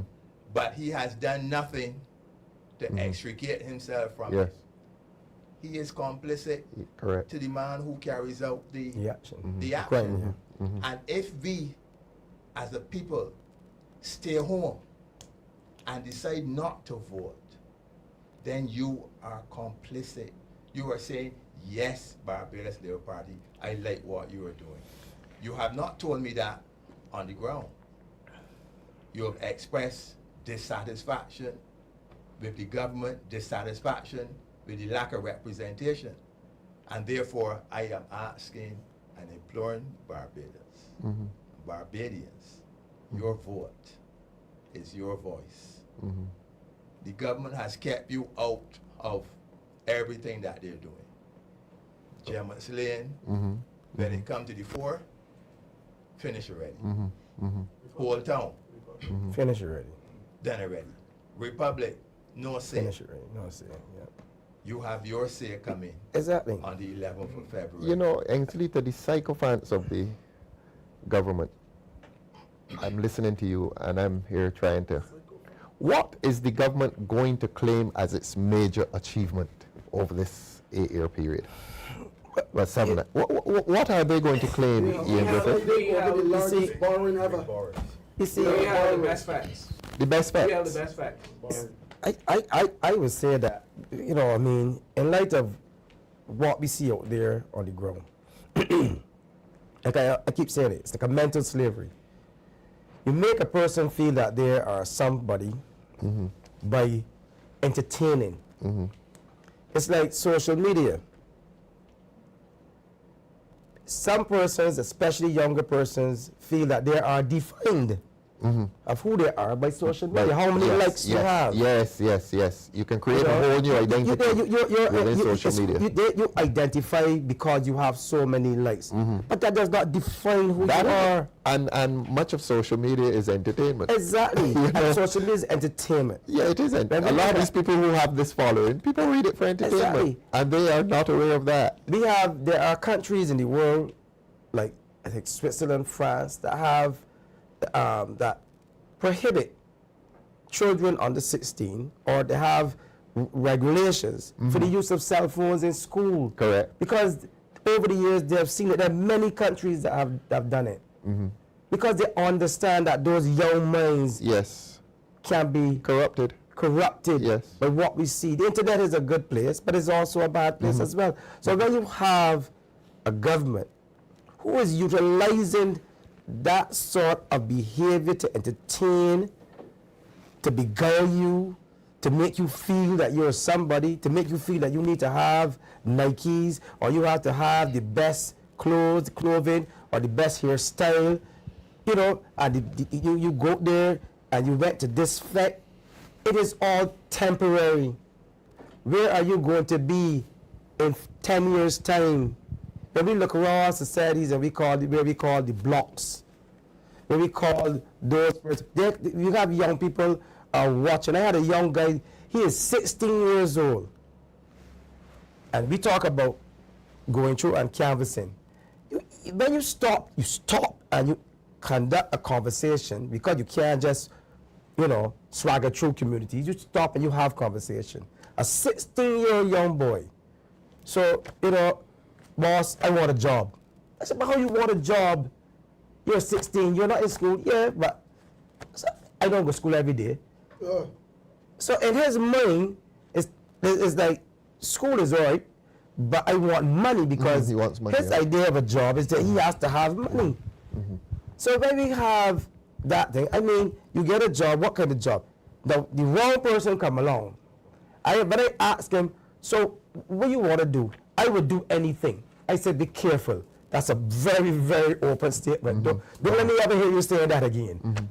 Because if you had the wrong elements come around and hear a young boy like that, where would he go? You can imagine what could happen. I've seen and I've known in certain places where you have young 14-year-old boys out there in activities because they're being guided because of the dollars that they're going to get. I mean, this is a society that we have, that corruption and those elements can infiltrate those young minds, because we have to be real. The income that they're carrying home, that the parents are bringing home, is not sometimes enough to carry the whole family. That's a reality that we have to see. But we still have to be careful, and we still have to be, as a government, we have that responsibility to ensure that we put things in place that this thing does not happen to young minds, and we have to control that, ensure them that 10 years from now, they can be developed into productive human beings in this society. Well, and this government is failing in that direction. On the question of failure, let us remind the young people of Barbados, and not so young people, that entertainment has become this government's way of distraction. It's a distraction. Education. It's a distraction. They have to see it. They've been talking reforming common entrance. Failure. Yes. Health. I mean, we are failure. Transport. Failure. Housing. Failure. Road network. Road infrastructure. Failure. And crime. Crime. Oh, failure. They've gone cost of living. Failure. They've gone republic. We don't have a Republican constitution. Failure. 5 years later, everything this government has touched, it has failed with. And then they bring entertainment. And then they bring entertainment. To distract. We had, for instance, you have a wonderful place like Archer's Bay. Correct. Archer's Bay was used twice. Twice. And each time it was used for a regathering event. Using taxpayers' money for parties and event. Then came back, drop a few benches and everything in there into Archer's Bay. What color are the benches? And that is it. I was about to ask. And that is it. What color are the benches? I believe they're red or something. But we know what happened to when things are red. These people are ridiculous. You know, entertainment is just to distract. As I said, I don't like young people. Like this is the song that I keep ringing. I want to ring it and ring it and ring it. And people said, emancipate yourself from mental slavery. Well, only none of us can free up our minds. That's what we have to get up there. Barbadians, free up your minds. Open your eyes. That's right. Yeah. Open your eyes and not be beguiled by what is happening right now in Barbados for the last couple of years. The entertainment, the money, it is only short term. It's distractions from what is going on. You don't see a lot of the big things that are going on. behind you, or that it seems to be a flag was clouded. We have to open our eyes. We have to get Barbadians to take out Ensley their report cards. And all the institutions we just looked at, failures.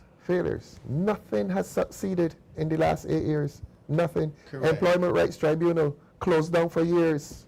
People can't get before. Everything that has been a failure. And how is this government thriving? On a myth. And the thing is, we have by far the largest cabinet. So it's not even like Precisely. it's obligated to At carry one the point they burden were on our 27. own. At one point 27. At one point 27. Like I said, the PM is not obligated to carry the burden on our own, but yet they can rarely point to any thing of substance as far as what mattered most to the people of Barbados, the things that we've been just talking But about. not what burden? Walk straight and down the corridor of the QEH is carrying a burden? The burden of the flights. It is just indicating that Flying leaves you the two exhausted. ministers you have are totally useless. Useless. Yeah, As I totally mean, useless. They are Yeah. indeed totally useless. Totally I useless. could take the rest of the night on my own talking about the issues of the public health system. That's Because I'm right. in it. Yeah. I could Yeah. take the rest of the night Yeah. and it would Yeah. not end. It would not stop. I can give so many examples. And the people of Barbados know that I'm not making up stories. Precisely. Because they live it. Their relatives live it. Everyone knows someone who has had to go to encounter the public health system and face the challenges of the various deficiencies in the system. And the Prime Minister only now realized that she's responsible for health, since the two ministers she put there are no of use. Well, Right? So they have to come with distractions. They have to come with distractions. Yes. They cannot campaign on the issues with any confidence. Precisely. Convince the people of Precisely. Barbados. And then, as I said earlier, to hear Dr. Walcott today making excuses, oh, we couldn't make it because of Hurricane Elsa and the storm and the flood. And Might have That's, been in a I'm coma. confused. Because Hurricane Elsa was a little ways I'm back, confused. you know, Precisely. yeah. Precisely. But, Every, you know, I saw something on social media today. The Prime Minister speaking and like trying to justify the water issue in St. Lucie. We're saying that the water is not as brown. Really? Yes, I heard that. That the water is not as The brown? water is not as It is brown. not as brown. And give her until March Give her, really? What's she going to do? to finish the pipes. It's The not pipes. as brown. The water's It's not as brown as we thought, or it's getting. What point was she making, Ainsley? It got short there. Oh, It got it's not as It is brown. not as brown. It's not as So brown. But it's still safe to drink. It's not safe to drink. Let us ask that question. Right. It's not as brown, but is it still safe to So drink? St. Lucie will take care of them, and it will cascade down to the Yes, it will. constituency. It will. It will. While Yeah. our Prime Minister is busy trying to save the planet, our country Yes. is crumbling. What's crumbling? What's crumbling? So again, while our Prime Minister is busy trying to save the planet, our country is crumbling. But remember, she did admit she gets confused about where she's located at any given point in time. You know, when listening to the calling programs, I just want to ask myself, what country in? What country in? Oh, she said that? Oh yeah, she said that. Really? September last year at the St. George North Annual General Meeting held at the Pavilion in Cleveland, St. George. Sometimes when I listen to the calling programs, I just want to ask myself, what country in? But What country in? if she's traveling, why is she hearing the calling programs then? And working so It's hard? available online. Oh, I see. Available online. I see. But, I see. you know, busy trying to save the planet. While Barbadians are struggling on the cost of living, fearful for their lives. Crying. In certain areas, you don't go to your house at a particular point. In other areas, but almost every when you get home, you're like, you're out of your vehicle and hurry, get inside, shut your door. Out And of actual crime. And let's no talk about bill. the other C too, corruption. Because we want to know why certain multi-million-dollar projects never went to tender, Jason Phillips. They never went to tender, and this government must not be allowed to have a free ride with spending millions of dollars that never went to tender. We also Barbadians want to don't know. when a gift is not a gift. Precisely. That's true. Precisely. That you take a valuable land and give it away. And the chairman of the donee, the person who gets it, he's given Barbados his highest honor last November 30th. I'll be sitting down and accepting it. It's fine. What has he done for the country? This Barbados Labour Party-led government has a moral obligation to be completely transparent with the public's purse. You cannot have a project going on and your friends and family get the contract. Correct. And I'm not afraid to say that, because if it No doesn't names go- though, no names, no if it names. doesn't go to tender, then you can only give it to your friend or your family. Precisely. And to me, that is a serious level of corruption. Mm-hmm. Barbadians, we have to look at the issues come February 11th. Sometimes we have to look past party, because we are now fighting for the soul of this nation. We have a government that is more interested in looking good, optics. They have presided over the largest amount of money ever borrowed in the history of Barbados. And I said it earlier tonight, we do not see value for money. I'm not lying. Look at the roads. Sometimes you travel for a kilometer and you see one light burning, maybe two. What is the government doing for our money? Earlier I asked a question, and I'm going to ask the question again, but I'm going to stop at one point. How many millionaires? How many millionaires? And you can phrase that however you want to phrase it. But at the end of the day, on the 11th, let your pencil do the talking. That's right. Eat them out, drink them out, and vote them out. And remember, it is the people's money that they bring back to them. Exactly. It came from the people. Taxpayers' money. Precisely. You said at the end of the day, we've come to the end of the program. Unfortunately, we have to, as a party, express condolences to all those persons who lost their lives. Yes. Especially the guy today. Yeah. Yes, he's actually. I heard on the radio he was just working a couple of days. Sad. One of a twin. His sister is his twin. What a sad loss. And then again, the culture. Being misled by people who should know better. Or this frolic. And so we have to set the stage. And the relatives of the murder victims. We lost the young magistrate. We lost a young scientist, well, not so young, but a scientist from the government service. We've had several fatalities, road fatalities, and the month has ended. Let's express condolences. I think you should have a moment of silence. Director of Science? A moment of silence. A moment of silence, all right. And yes, we will have that. And we are going tomorrow to pay our deposits, 4 of us here. We are, aren't we? Of course. Right. At That's Country Road. We want our supporters to come out. We remind them of the time. 10 o'clock, I think. 10 10 o'clock in the morning. tomorrow. That means we get there for 9:30.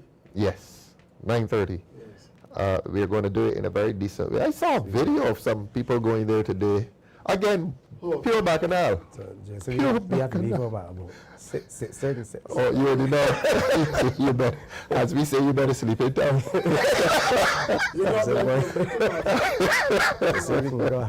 we can move early, boy. 10 o'clock, 9:30. Yeah. So we're going to pay in our deposits. Yeah. And then nomination day is the 27th, I think it is. So please keep those receipts, photocopy them, make about 6 copies here in Griffith. And get your election agent to keep the original. And our supporters, we're looking forward to seeing you tomorrow. Again, our condolences to those who have lost their lives. It's been a very violent year so far. But then again, the government hasn't done anything about the violence. I heard the Attorney General today saying, talking about all the legislation he has brought, judge alone trials, crime up. And then he said something which was not quite amusing. He whispered then, we are going to bring gang legislation. He did not dare say anti-gang. He said gang legislation. I don't know what is gang legislation. It is called anti-gang legislation. We've been asking the government for the last 2 years to bring anti-gang legislation in this country. They've refused to do it. And a few days before an election, an Attorney General, who is a lame duck, by the way, he isn't coming back. He says he's going to bring gang legislation. When Parliament is finished, when is he going to bring what he calls gang legislation? People of Barbados, it is called anti-gang legislation because it is anti-gang. It is opposed to gang activity in this country. Too many young men, hundreds of young men, have lost their lives through gang-related violence. And the Democratic Labour Party is not afraid to confront that truth, to tell the people of Barbados the truth, to tell the people of Barbados that the Bahamas, Jamaica, Trinidad, and Turks and Caicos, and I think Antigua, have all passed anti-gang legislation. This government has had the last 8 years to do it. This government has been advised by our security services, our security forces, that a lot of the activity in this country is related to gang activity. We, the innocent citizens, stand at the risk of collateral damage, death even, as those people on the ship suffered. And this government has not seen it fit to bring anti-gang legislation. And today we hear an Attorney General talking about gang legislation. We don't know what that is. He is a lame duck, Attorney General. The government's time in office is about to end. It must end. It should end. On the 11th of February, we're asking the people of Barbados not to be distracted, because a lot of them on social media are advising people not to vote. And they're asking the majority of people not to vote because they want to keep this government in office by minority vote. This is a government that is in office because a minority of the citizens elected them to office. If those who were in the majority and who were silent and who were absent from the polls agree to come out and say to this government that it has failed, that it has done badly, that it has not done well by the people of Barbados, if the majority or part of the majority come out to vote, this government will lose. This is not a successful government. Gentlemen, thanks a lot for attending. We're going to be here. I don't know if we're going to be here next Tuesday because we're going to be having meetings. Let me say goodbye to these people that St. Peter. Oh, well, please, gentlemen, get your last words in. Starting with you, Jason. It'd be remiss of me if I was to leave here tonight before saying good night to the good people of St. Peter. And I look forward to seeing all of you come out in droves in your numbers and vote for me, Jason Phillips. Ensley? St. Michael East? Good night, St. Michael East. I want to thank you for inviting me into your homes. I want to thank you for the responses that you have given to me so far on the campaign trail. It has been a pleasure, heartwarming, and I continue to ask for your support, and I believe I will get that support from you. I want to wish you well, and as Comrade Leader said, tomorrow we are going to Country Road to pay our deposits, and those of you who have the time, I would appreciate if you would come on down and give us that support. Thank you. Mr. St. Lucie himself, Ian Griffith. Well, final words. In a time like this, you know, the young gentleman who lost his life today, I understand only late this evening that he's a resident of St. Lucie. I want to offer my sincerest condolences to his family, and I would like the people of St. Lucie to come together to give support to that family at this time, because we know during the loss how hard it can be, and this is a part of all our community spirit that we have to bring back to Barbados. And I hope that we can all come together on February 11th to show that we have that community spirit when I become your parliamentary representative for St. Lucie. Thank you. And our meeting should start soon, and there will be a doctor in the house, Dr. Wickham. The people of Barbados are looking forward to seeing you on the platform as they did a few months ago. You have much to say. I have much to say. I don't have a constituency to wish for helpers do. As you know, that was my decision. Yes. But I do want to remind us, the people of Barbados, that registration, revision centers are open. Oh yes.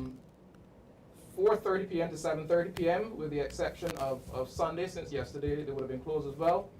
And for revising claim, and until Wednesday 28th of January for receiving objections. So you have until Monday. Until Monday. Yes, just Monday. Monday coming. Yes, if your name does not appear on the preliminary list and you are qualified to be registered as an elector for the constituency, you should apply to the registering office of the respective center not later than Monday, January 26th.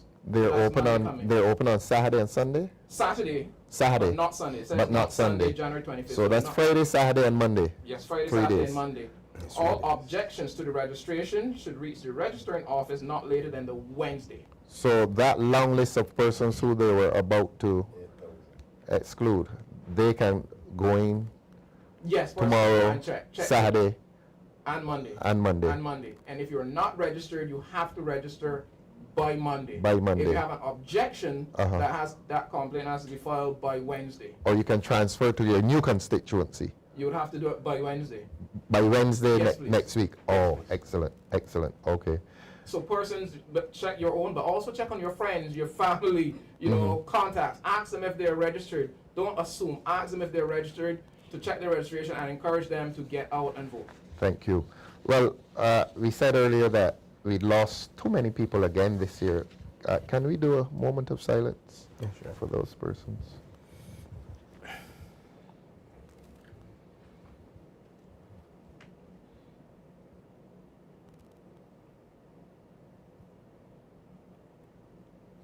And thank you very much.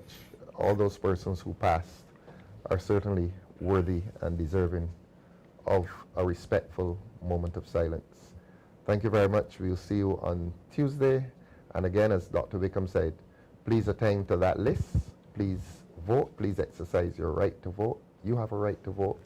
And we hope you do. And ignore those who are telling you not to vote. If they don't want to vote, fine. But you have a right to express your disapproval of what is happening in your country, and a lot of wrong is happening in your country. Please vote against it. Please vote out this Barbados Labour Party government. Good night, and God bless you. Persians, hear me now.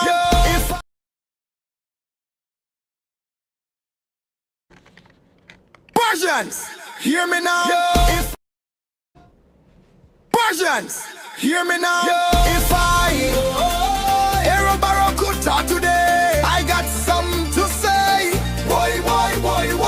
Raise your flag, but open your eyes. If I, Aaron Barrow, had to speak today, what I see would break my heart away. Nothing changed, just a mirror frame, same corruption, just a brand new name. My people, I'm sad to say, you reaping all you sow today. The pride and industry fade away, and now we fighting to find we way. Life at two extremes, I tell you so. Hope and hunger, high and low. Poverty mixing with champagne flow, but poor man still can't grow. Suffering and celebrating, starving while them still partaking. Nations rise, time to break that spell. Stop showing contempt for yourself.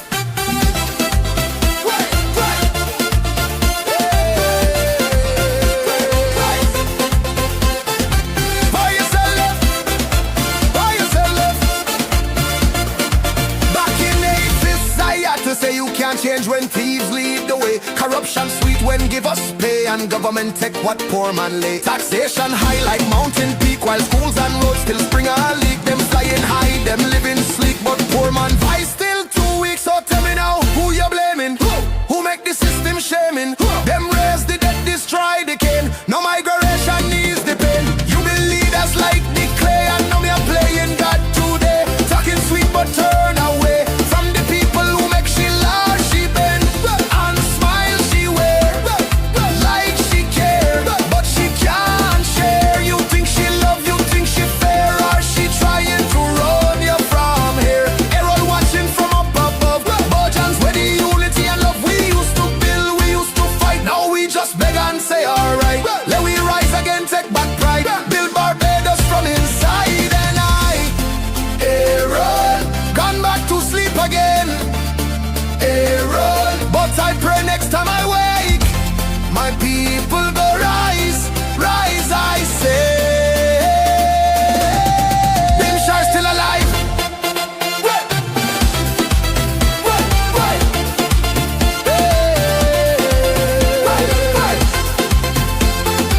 Boy, you sell it. Boy, you sell it. Bimshar still alive. We just need to revive. Bimshar still alive. We just need to revive.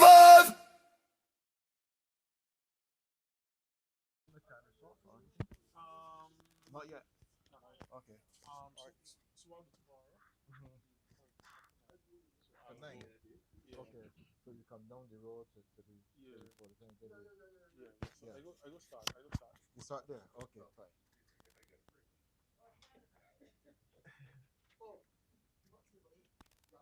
Wrapping tape for no. What you do? You're a country man. You know the old trick of flour and water? That still work, you know? You think that ever change?